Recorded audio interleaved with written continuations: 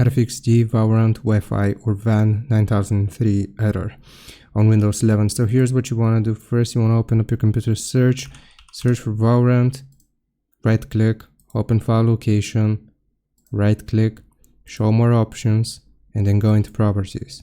Here we will go to the compatibility tab and check these three options. Compatibility mode 4, run this program in compatibility mode 4, disable full screen optimizations and run this program as an administrator. Click on apply, click on OK. That is the first step.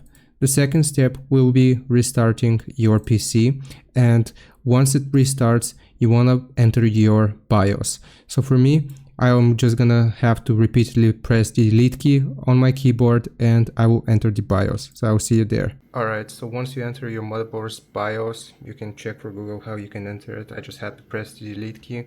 You want to go into settings and then you want to go into advanced for me. Now advanced, you want to select Windows OC configuration, and right here where it says BIOS, you want to make sure that this is set to UEFI or whatever the heck that is. And also you want to click on secure boot, and you want to make sure that secure boot mode is enabled here. And we just want to press escape here and we will save and exit. Alright, now as you can see, the game works perfectly. I don't get the error. Before I couldn't even complete the tutorial. I hope this helps. Leave a like and sub, and I'll see you next time.